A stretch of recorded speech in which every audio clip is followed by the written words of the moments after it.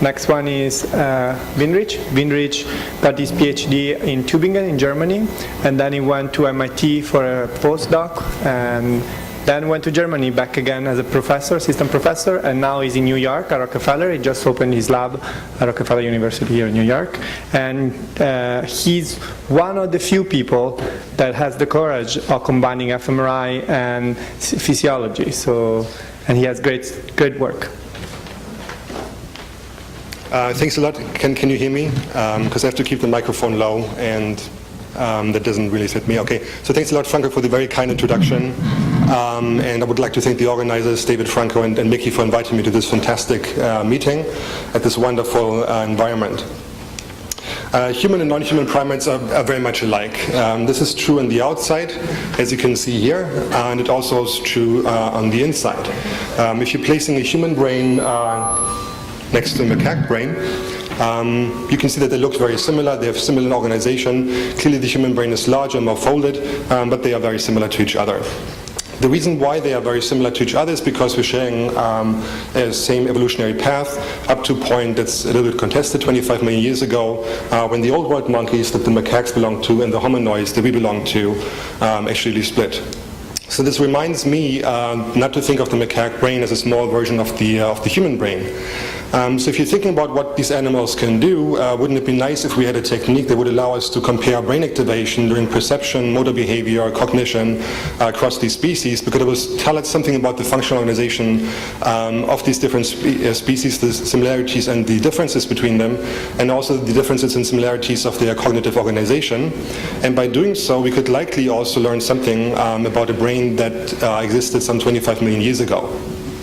So fMRI actually does that, and that is one of the reasons why I think it's useful to do fMRI in macaque monkeys, because it allows us to do comparison pretty directly with the same methodology across species, and thereby allow us to do some kind of cognitive paleontology to look back in time.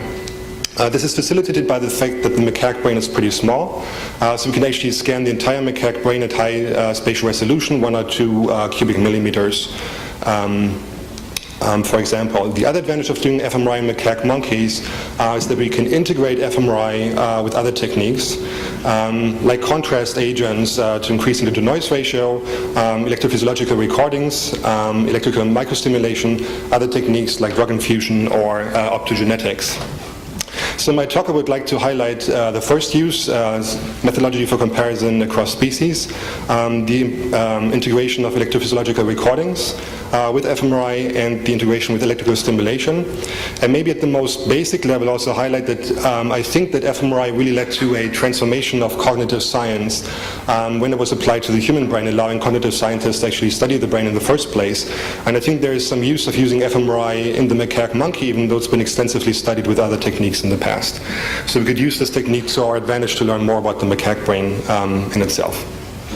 And I would like to illustrate this with 2 applications. So 2 lines of research in my lab are related to face recognition, object recognition in general, and attention. So we are very good in recognizing faces. So in this array, for example, most of you are likely going to very quickly pick out the face, but it would be a little harder for you to do this for any other object here. This is just one illustration of how well adapted we are to recognizing faces. So the question arises, what is the new basis of face recognition?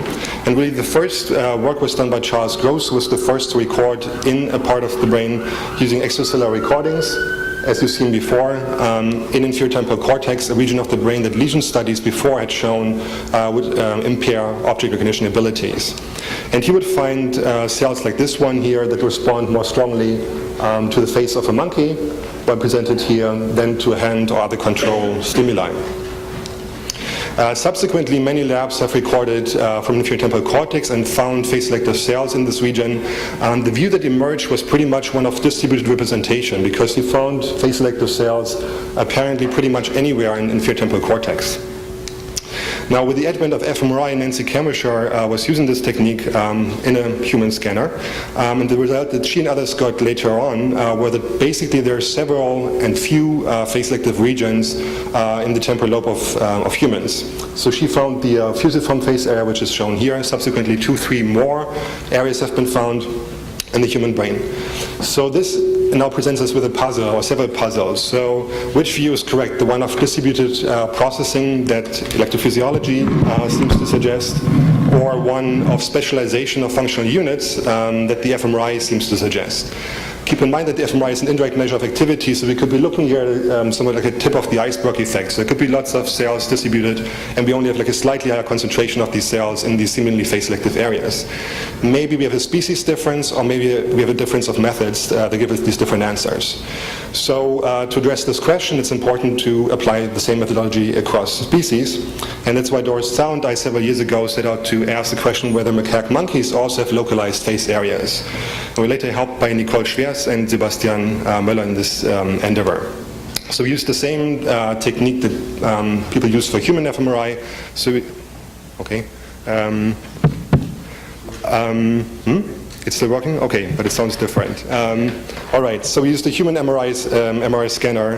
This is our monkey chairs, the monkey sitting in a crouch position, and then we're presenting stimuli to the monkey, just as to human subjects, doing blocks of trials, faces, other non-face objects doing other blocks of trials. And then we just contrast activity through these blocks. And this is the pattern of activity that we got very consistently across different macaque monkeys.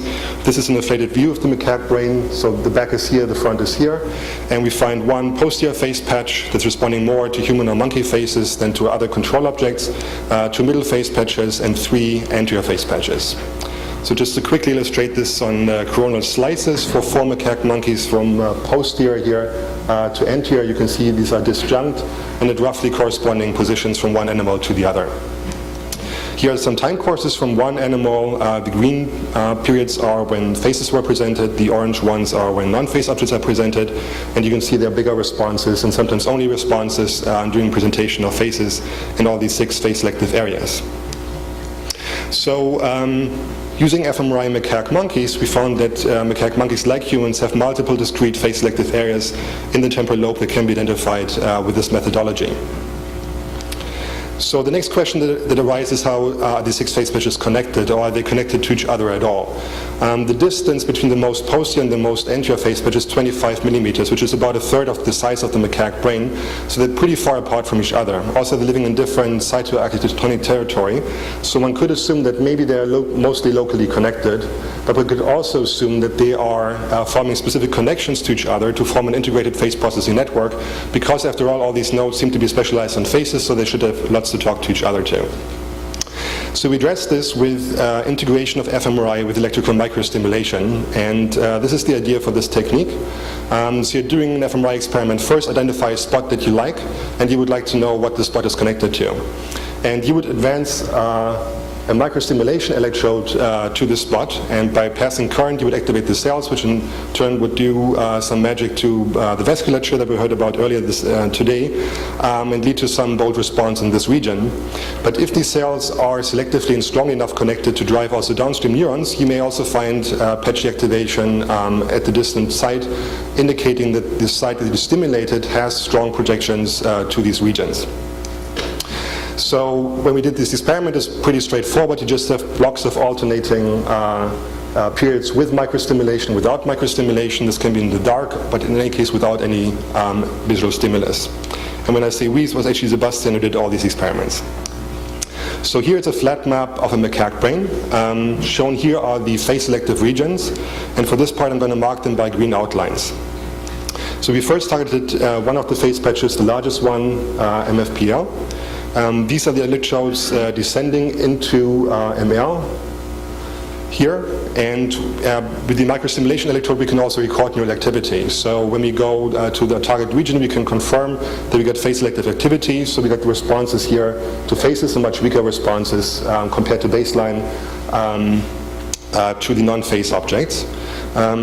Now we can move the monkey to the scanner and perform the second experiment, where we're just going to contrast periods of microstimulation with periods without microstimulation. Again, there's no stimulus present. And this is the result that we're getting. So we're getting a swath of activity around the stimulation site and 4 disjunct regions. And if we overlay this with the pattern of activity that we found for faces versus non-faces, shown in green, you can see that they nicely coincide. So the interpretation of this result is that there are selective connections from our stimulation site, and they're all ending up in other phase-selective regions. We repeated this experiment for 3 further phase areas. In all these cases, we found that the strongest connections were to the other phase-selective areas. We didn't always find all other connections, which may mean that there are selective coupling within this network, or it could also mean that at this particular stimulation site there was no strong projection to these other areas. So the conclusion of these experiments, integrating fMRI with electrical micro stimulation and applying this to the phase patch system, is that they really form the nose of a tightly integrated phase processing system. So then the question arises, why are there multiple phase-selective areas in the first place? If they're all phase-selective, why are there several of them? And that raises the questions, what are the cells in this region actually doing? And this is where our next technique comes in. This is electrophysiological recordings. So we can use basically fMRI as a scouting tool to tell us where to place our recording electrode to, and then record from one cell after the other at this particular region. Now, this is again our inflated macaque brain with the 6 brain areas, and I would like to show with a movie an actual recording one of the first phase cells that we recorded from this region. For technical reasons, this may be a little tricky, but we're going to give it a try. And if it doesn't work, I'm going to describe it in words. All right.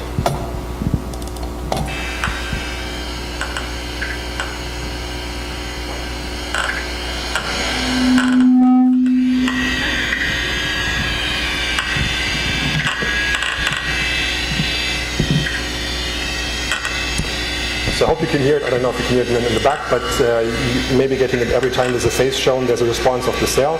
Sometimes there are weaker responses of the cell also to non-phase stimuli, but they're never as strong as to the phase. So here's a recording, we need the microphone for this as well, from another phase area, AL, with a typical cell in this region.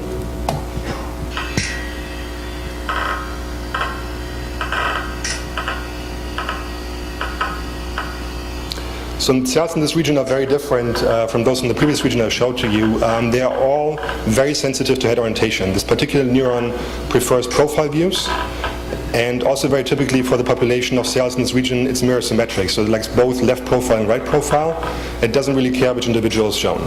You can decode this information if you have under neurons, but really the strongest source of variance is head orientation. And this kind of neuron we only find in this region, so mirror symmetric neurons are only in this one. And finally, a third movie for which I would like to have a microphone is region AM. And this is a little harder to figure out, so I'm going to give you a clue. It's like one individual that the cell is responding to.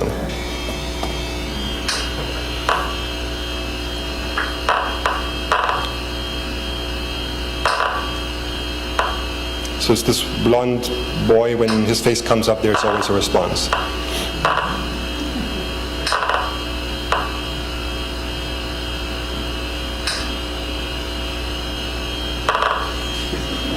So it's very selective, so it's hardly firing at all when there's any other phase shown. Okay, so by means of these sort of illustrations by a single cell from these different areas, you may get a feeling for the qualitatively different kind of representation of phases that they have. You have to take my word for it. These are very typical for the entire populations of these regions. I would like to emphasize, though, that all these regions are full of these cells. So in the beginning of the day, you know that you're going to encounter phase-selective neurons, and by a simple test, if you're just comparing 16 frontal views of faces with other objects, you're getting slightly lower than 90% to almost 100% of phase-selective cells in these different regions. So they're completely loaded with these phase-selective cells.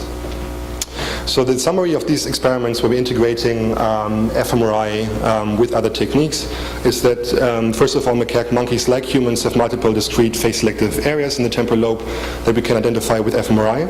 These phase-selective areas constitute domain-specific modules. That means that they really seem to care only for one high-level object category. This is phases.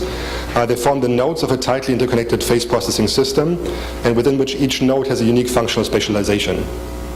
Maybe a more general conclusion that can be drawn is that we can use fMRI as a scouting tool to find regions of interest in the brain that we can then target for further investigations.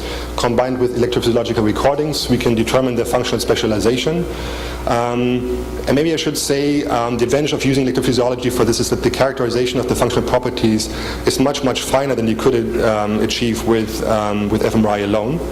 And by combining it with electrical stimulation, we can find networks in the brain, and importantly, functionally specified networks in the brain.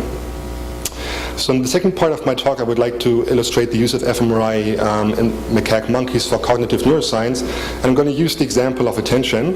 And I think this quote from William James has never been more true than for this audience, after several talks on attention before, that you all know now what attention is. When I say we, Heiko Stemmann and I did those experiments that are following. So we're interested in spatial attention, and the task is in some way similar to the one that John showed to you earlier, but it differs in several ways. So in the beginning there's a fixation spot appearing in 8 saccade targets, which will become important later in the task. Then there's a cue, which is a small bar to the right or to the left. Could also be a color cue that's telling the monkey pay attention left or right. There are 2 random dot surfaces, which may be a little hard to see in the back, but here they're blown up, which are changing their motion direction every 60 milliseconds.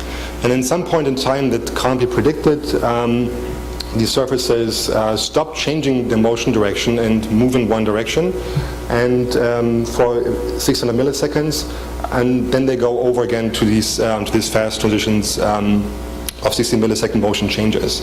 The task of the subject here is to respond when this prolonged motion event is happening on the target surface on the right hand side here, and then make a saccade in the direction indicated by this motion. So the reason we designed the task this way was for reasons that are going to become apparent a few slides later, that we want to have these rapid transitions of different motion directions because it allows us to characterize direction selectivity in neurons. Second, it's enforcing endogenous attention to be paid over long periods of time, and because it's a lack of a change that has to be detected, it's a little harder to do than if you have to detect the change on the background of no changes. And finally, we are having the animal pay attention and discriminate a stimulus that is actually represented in the areas we want to study. So we used fMRI, and we're just comparing here activation when the monkey is paying attention to the left-hand side versus attention to the right-hand side. We found a number of areas that are modulated that you can see in the inflated brain, and here in the flat map. We can quantify this after retinotopic mapping that you heard about earlier today. We can identify cortical areas. And then what is shown here is the activation when the monkey is paying attention to the contralateral side versus when he's paying attention to the ipsilateral side for a number of cortical areas in the macaque monkey. So we found early retinotopic areas to be modulated by attention. This has been found now very consistently also in human studies. We found several, but not all, motion selective areas to be modulated by attention, which makes sense because the monkey has to perform a motion discrimination task. We also found areas that are thought to be involved in attentional control, especially LIP and frontal eye fields, parietal and infrontal areas. And we also found one area that actually we didn't know very much about because there's not much known about this area to start with, and that's an area called PITD. So chances are you never heard of this area. What it means is posterior inferior temporal dorsal. So it's part of the inferior temporal cortex, the posterior part, dorsal portion. So question mark because it's entirely unclear like why this area would be involved in this task. So it could be involved because it's doing something similar to other sensory areas, like it could contain motion or direction selective neurons and help in the representation of the stimulus, or it could be involved maybe more for control purposes, like LIP in frontal eye field. So we did a quick test on motion selectivity using fMRI. We had like a whole field stimulus that was moving or static, and in MT we get a big difference for moving versus static. In PITD we get a small difference that was not significant.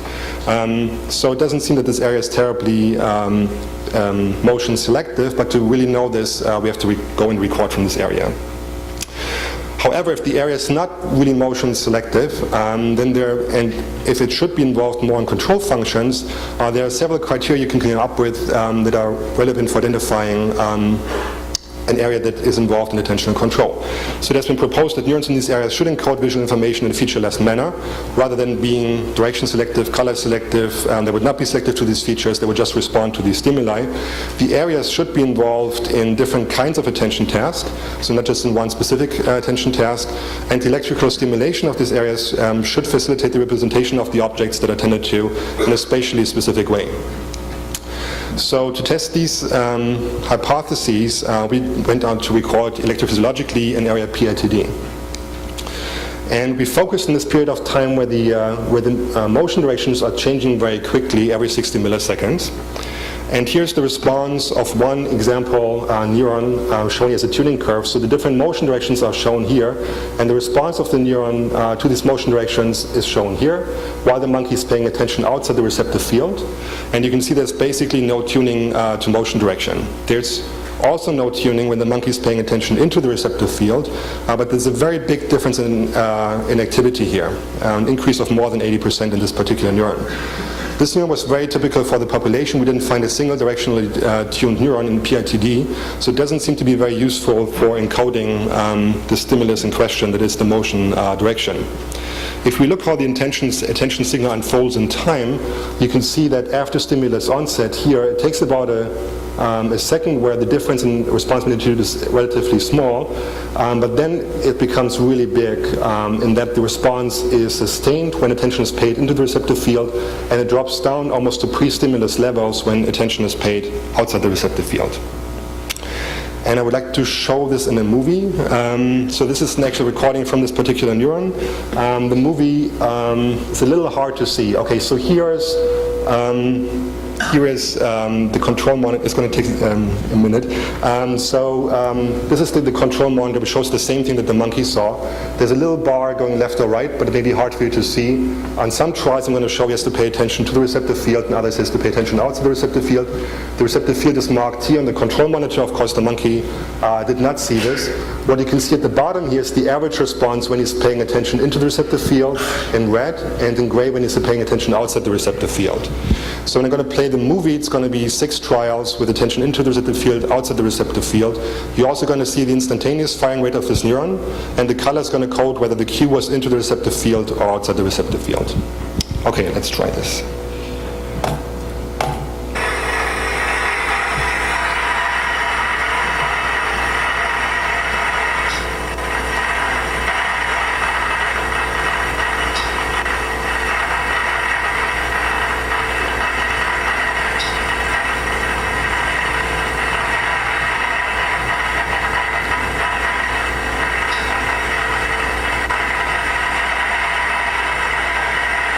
So you can basically close your eyes and tell which way the monkey is paying attention to, left or right. And that's on the basis of a single neuron or multi-unit activity.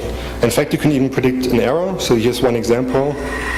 So the monkey was supposed to pay attention outside the receptive field, but the firing rate is as high as if he was paying attention into the receptive field, and sure enough, he didn't solve the task correctly. Okay, thanks. This is the result of a population of 56 neurons we recorded, and you can see the same thing. So it's a huge attention difference after about a second, where without attention the activity is down to pre-stimulus levels, and it's very high when the monkey is paying attention into the receptive field. So I said that if this area was involved more in attentional control, or like more generally involved in attention, it should also be involved in other tasks. And so we designed a variant of this task. It's a color discrimination task. It works pretty much the same way, only that motion direction is replaced by color. It's very difficult to do. It's almost like a disco light changing its color rapidly, and then when it stops changing direction, then the monkey was trained to make a saccade. Here's this dark blue, and he was trained that the blue means make a saccade to the lower left-hand side. So here's one example neuron. It's also not in any obvious way tuned to hue. This is the response without attention in the receptive field. This is the response with attention in the receptive field, and you can see a big attention difference in this particular neuron here. This is the same neuron in the motion discrimination task, and again you can see it's not tuned, but there's a big attention effect. Temporal development over time is very similar in these two conditions as it is in the population of the 56 neurons. Again, this is color discrimination here on the left, motion discrimination here on the right. So in two tasks that involve very, very different features, color and motion, in both tasks the attention effects are very big, even though there's no information about these stimuli, at least not in the firing rate of the neuron, about these different feature dimensions, color or motion. So it seems that neurons in PITD encode visual information in a featureless manner. The area PITD is also involved in different kinds of attention tasks. It's more generally involved in attention than just the motion discrimination. So the final test to see if this area really makes for a good candidate to be involved in some sort of control of attention is that electrical micro stimulation in PITD may cause changes of attentional deployment. And so what we did was, in a slight variant of the task, we now have this behavioral relevant translation happen at the same time in the distractor and the target. We start microstimulation a little bit before this happens and pretty much throughout this period of time with standard parameters for electrical stimulation. So the idea is relatively straightforward. So let's say the monkey is supposed to pay attention outside the receptive field, so his spotlight of attention is focused on the right. If we're now stimulating his right hemisphere, maybe it would induce behavioral changes indicative that the spotlight would now be moved over to the left hemisphere. So here are the four main behavioral outcomes in this paradigm. So the first outcome is that the monkey is getting it right. So getting it right means he's responding at the correct point in time, and if the target is on the left, then he's following the motion direction indicated on the left, which would be the lower left here. If it's on the right, then he would follow this motion direction moving upwards. You could make a mistake. First kind of mistake is that he's not making a saccade at all. So he's missing the relevant event when the motion directions stop changing, and he's not responding to this at all. Second kind of mistake is what we call the wrong surface error. A wrong surface error is he is responding at the correct point in time, but he is responding in the direction indicated by the distractor surface. So upwards here, lower left here. And the fourth kind of mistake that you could make, we call a discrimination error, and that is if he's responding to any of the 6 remaining saccade targets, which were neither indicated by the target nor by the distractor, indicating there was no information about the motion direction present at all. Okay, here are the results that we're getting, and first, for the case that the monkey is paying attention into the receptive field while we're stimulating neurons with the receptive field where he's paying attention to. So we get an increase in performance of some 15% in hits when we're stimulating in the receptive field when he's paying attention into the receptive field. This goes selectively by a reduction of no saccade errors. So basically by microstimulating PITD, we're helping the monkey to respond at the correct point in time. There's no change in wrong surface errors, and there's only a very tiny change in discrimination errors. Now the situation when he's paying attention outside the receptive field. This is shown here. So there's a slight decrease in performance in trials that he was performing correctly. But there's again a sharp reduction in the no saccade errors. So again, we're helping the monkey to respond at the correct point in time. But there is a sharp increase now in the wrong surface errors. So where he's responding at the correct time, but to the wrong surface, while there's no change in discrimination errors. So they stay low. And this increase in surface errors goes from 2% to 17%. So the main change while the monkey is paying attention, or is cued to pay attention outside the receptive field with microstimulation of cells in the receptive field, is a selective increase of these wrong surface errors, and not a selective increase in the wrong in the discrimination errors. So what this is indicating is that what microstimulation and PITD is doing is changing the locus from which the visual information is selected, and that's exactly the definition of selective attention. It's as if the focus of attention was shifted over to the other side. Even though our stimulation is completely artificial, we're not interfering with motion processing per se. There's no increase in wrong discrimination errors. He can discriminate correctly, but he's discriminating now at the wrong space and time. So this is to indicate two things. First of all, we can only influence one area PITD at a time. We can only influence it by upregulating activity. And this is like one of the uses, I think, of optogenetic techniques that Carl is going to talk about. That would be possible to influence activity in both directions and possibly simultaneously, which would give us even better control. Second, also reminder, this activation pattern, even though the standard pattern of activation is 200 Hertz, is completely unnatural, but still you can do something that apparently feels pretty natural to the animal. So what is happening in this condition? I'm indicating this here again, the population response in the motion discrimination task. You can think of it as the activity in one hemisphere or the activity on the other hemisphere as you're paying attention away from the receptive field of these cells or into the receptive field of these cells. So if you're microstimulating during this early period of time, you would think while the monkey is supposed to pay attention outside the receptive field, you would increase the activity here and maybe shift it over this level here. So if this is the effect of microstimulation, you would expect that this effect of microstimulation would be much more powerful in the beginning of the trial than it is at the end. And that's actually the case. So if we are microstimulating in the beginning of the trial, we can cause wrong surface errors in 1/3 of the trials. And it's sometimes like 5, 6, 7 times repeats that the monkey is making the same mistake over and over again when you're microstimulating at this point in time, and only 4% at the end of the trial, when likely the activity difference between the two areas PATD is already too big for us to influence by increasing it on one side only and not decreasing on the other side to have a behavioral effect. So to summarize this part, conclusions on PITD, neurons in PITD encode visual information in a featureless manner. We've also looked at shape selectivity, of which we didn't find anything. PITD is heavily modulated by attention, different kinds of attention tasks. I've shown 2 to you, motion discrimination, color discrimination, and electrical stimulation of PITD is causing changes of spatial attention that are most parsimoniously explained by a change in the spotlight of attention or the region from which visual information is selected. And so PITD, and this is a somewhat radical conclusion because it's really at the wrong spot for this function because it's in the temporal lobe, seems to be in some sort or another rather involved in attention control rather than being a sensory area representing a visual stimulus that is modulated by attention. So the general implications for the purpose of the Neurotechniques symposium, I think, are as follows. So we can use fMRI for cross-species comparisons, functional brain organization in macaque monkeys and humans, which are illustrated by the case of phase-selective regions. fMRI macaque monkeys also allows us to discover new areas for perception and cognition, like these phase-selective regions in macaque were not known before. Area PITD we would never have guessed would be involved in a motion discrimination task. And finally, integration of fMRI with other techniques, in particular electrophysiological recordings and electrical micro stimulation, allows to identify cortical networks and characterize the functional properties of the network nodes. Okay, thanks for your attention.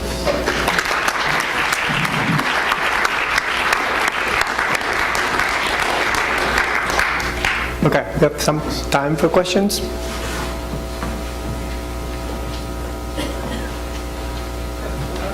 Please speak loud. Yes. You know, if this area of PITD is specifically involved with attention, attention is, I guess, we think of it as different than, you know, for instance, motion discrimination. And it influences other visual areas in a way that we would guess would be different than motion discrimination, color discrimination.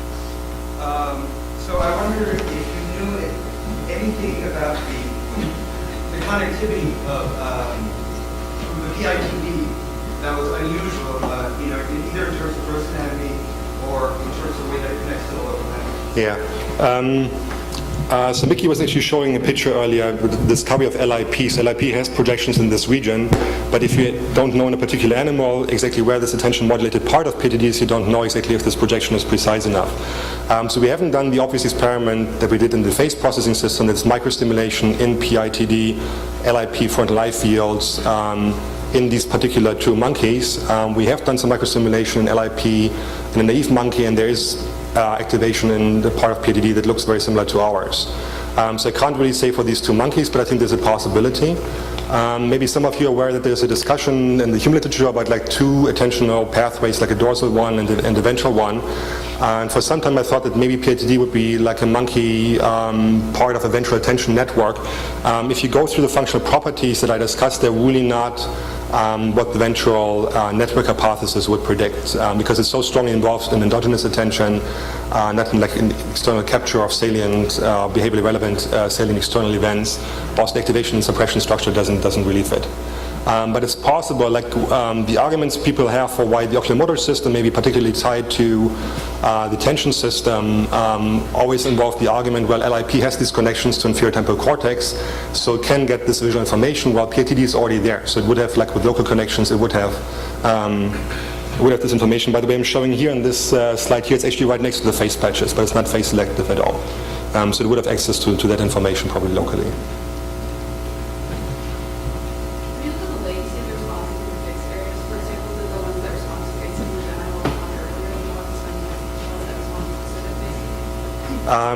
So there's a latency difference between these components, but by and large they're overlapping. So if you look at the distributions of cells, you know, AM can start firing before the later cells in the middle phase patches start. Yeah, but there are several arguments like this that lead to the idea that there's a hierarchy of processing, and one of this is the spatial location, and one is the latency information. Others have to do with the selectivity of the cells in these regions.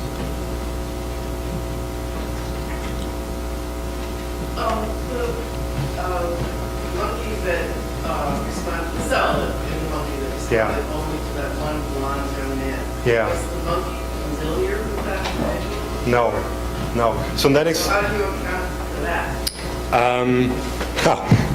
I don't know. So in that particular experiment, so we showed, okay, so in this movie was a different kind of stimulus set, but the quantification of these cells was done with a stimulus set of 25 individuals, 8 different head orientations, and only one individual in the stimulus set was actually known to the monkeys. So I think what's happening is that there's sort of like a general model of a face, and then there are deviations to this model computed and stored. I should say that in this area there are lots of neurons that are responding to all faces. So there's a whole gradient of cells that are responding to faces no matter what individual, to cells which are very sparsely responding to only one individual. But I would be quite sure that we would show a picture of another individual that looked rather similar, but would be still a different individual. The response would be maybe diminished or very similar to this one.